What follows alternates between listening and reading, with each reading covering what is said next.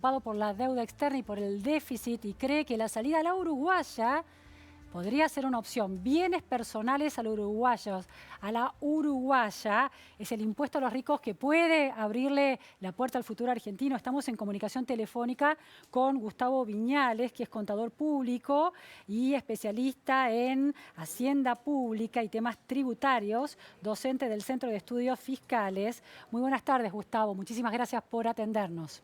Hola, buenas tardes, Luciano. ¿Cómo Bueno, están? Gustavo, desde Uruguay queremos entender qué hizo Uruguay con los bienes personales y cómo financió parte del déficit fiscal hace unos años. ¿Cómo se dio eso?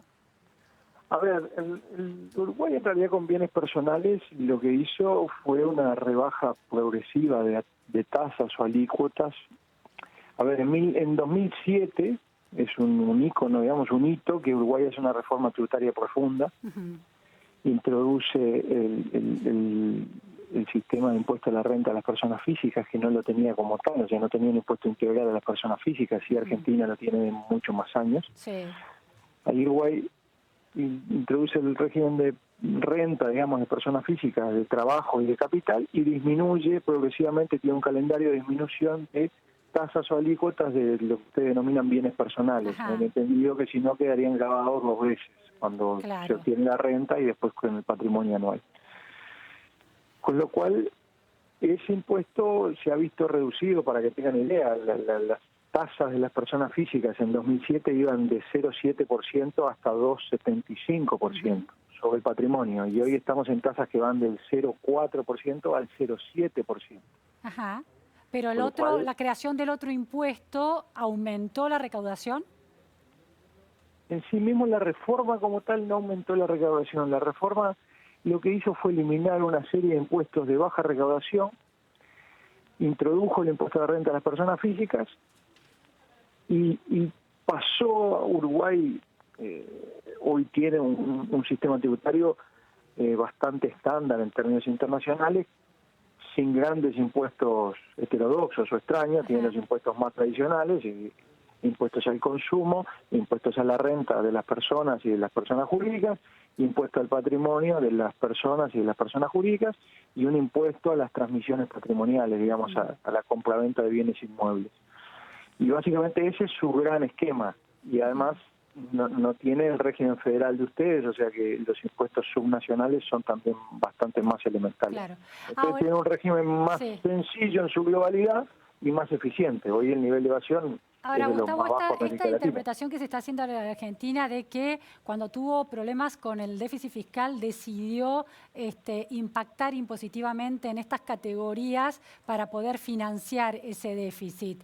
¿Cuánto de realidad hay en eso? No fue esa la lógica. El régimen fue hacer más amigable el régimen tributario para capturar inversión extranjera directa, por un lado, por lo cual bajaron las tasas de la imposición al patrimonio también para las empresas. Sí. Y en el régimen de impuesto al patrimonio, que es el de ustedes de bienes personales, ese impuesto en general en el mundo es un impuesto que venía en cierto retroceso. Sí. Y Son muy pocos básicamente países en el mundo que lo tienen. Por eso, si bien en el 2008, 2010, con la crisis internacional, algunos países lo volvieron a reflotar o a revivir, ya la tendencia última era mantenerlo como un impuesto de contralor, es decir, de alguna manera, que yo creo que hay que mantenerlo como un impuesto de control, pero bajar su impacto recaudatorio. O sea, fortalecerlo como un impuesto que permita ir monitoreando el resto de los impuestos, ¿no? El tema ganancias y el tema réditos. ¿Cómo resolvió entonces el tema del déficit? ¿De cómo se financió si no tuvo que ver con esta reforma impositiva y tributaria? En base a crecimiento. Yo te diré que la diferencia de Uruguay, porque ya la reforma tributaria en sí misma no produjo un aumento de la presión. Sí, cuando uno mira, hubo un cambio de estructura, aumentaron los impuestos directos, por esto que yo te decía, el impuesto a la renta de las personas físicas, aunque haya disminuido algo el impuesto al patrimonio, el impuesto a los bienes personales, aumentó claramente las contribuciones de seguridad social por mayor nivel de actividad, disminuyó la evasión sensiblemente y hubo crecimiento de la economía. Y el impuesto a la renta de las personas físicas, además, en general, crece a mejor nivel que la economía, porque tiene tasas progresionales. Entonces, uno va cambiando, va saltando de tasas. ¿Y cuáles son las alícuotas del impuesto a la renta de las personas físicas? Tiene un mínimo imponible, después tiene un de 10 hasta 36%. Ustedes creo que van más arriba, van hasta 45, me parece. Ajá. Nosotros vamos hasta 36. Ajá. Ajá. O sea, Y ya eso te digo, no el es... impuesto Sí. en bienes personales, las personas físicas van de 0,4% a 0,7%. Los activos en el exterior están exentos. Uruguay sigue, desde muchos años, tiene, digamos, un principio de fuente, o sea, grava los bienes o las rentas uruguayas, pero no en el exterior, a diferencia de Argentina. Y las personas jurídicas, la tasa del impuesto de patrimonio es 1,5%. Esto que se ha llamado la salida a la uruguaya, ¿cómo lo describiría usted y cómo ve los elogios que se hacen desde Argentina? Yo creo que de verdad la reforma tributaria uruguaya, que fue un cambio, debería valorarse en la racionalización, en la mejora de la equidad y en la eficiencia del sistema general. Yo creo que Argentina sigue teniendo un sistema tributario muy complejo. Y cada tanto estas cosas conviene revisarlas, más en un país Pero usted señala que el objetivo de cubrir el déficit con eso no fue así, no fue esa la lógica. No fue en ese momento, no fue la lógica, y te diré que venía al revés. Veníamos de la década del 90 con una lógica de cubrir este déficit con aumentos tributarios desordenados, por llamarlo así, es decir, subir parcialmente alícuotas de algunos impuestos. En el 2007 lo que se hizo, se revisó el sistema de forma integral, y en el caso de bienes personales se rebajaron las tasas. O sea, siguió funcionando el sistema del impuesto como un control del sistema. Bien. Y mejoró el impuesto a la renta de las personas físicas. Bien. En su conjunto el sistema fue recaudando más por periodo de crecimiento sostenido. Hoy que estamos con un crecimiento frenado, tenemos problemas de déficit. ¿Cuál es el crecimiento hoy de Uruguay? Y es 0, algo. O sea, estamos en un cierto 0,5, 0,6, 0,7, o sea, pero estamos en un estancamiento de los 2 últimos años. ¿Cuánto había sido el año anterior, los 2 últimos años? Uruguay viene en un ritmo sostenido de 16 años de crecimiento permanente. ¿A cuánto? Entonces eso te viene a tasa de 2,5, 3, o sea, eso te viene manteniendo un nivel de ingreso sostenido de forma permanente. Y con tasas de ocupación relativamente altas, que también, ya te digo, había bajado muchísimo la informalidad en contribuciones de seguridad social.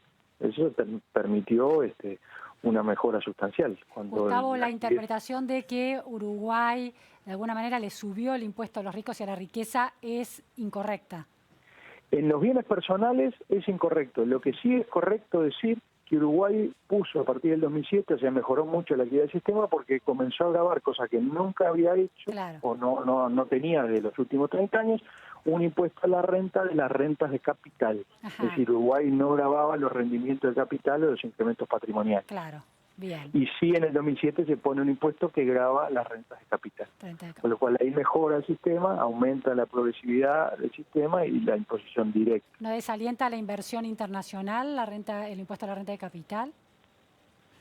No ocurrió. Son tasas relativamente moderadas en el nivel internacional y yo creo que esas cosas están más o menos asumidas. El problema es cuando son tasas disparatadas o son regímenes muy... Pero ya te digo, ese fue el cambio y la mejora en la equidad, pero no en de bienes personales.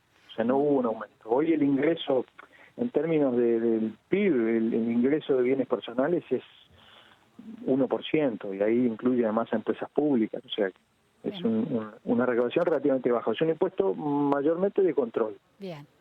Muchísimas gracias. Seguramente Argentina no necesitaría, porque además tiene argentinos por todo el mundo, capitales por todo el mundo, y cada tanto tiene esos temas de planes de repatriación de capitales y movimientos importantes, ¿no? O sea, que es un impuesto que yo entiendo no debería desaparecer, pero la tendencia es que las tasas han ido decreciendo. Bien, muchísimas gracias, Gustavo Viñales, por estas precisiones sobre la salida a la uruguaya y bienes personales. Buenas tardes. Nos vamos a un corte en la repregunta Noticias a Fondo y enseguida volvemos. La Latinoamérica de Putin, ¿cómo se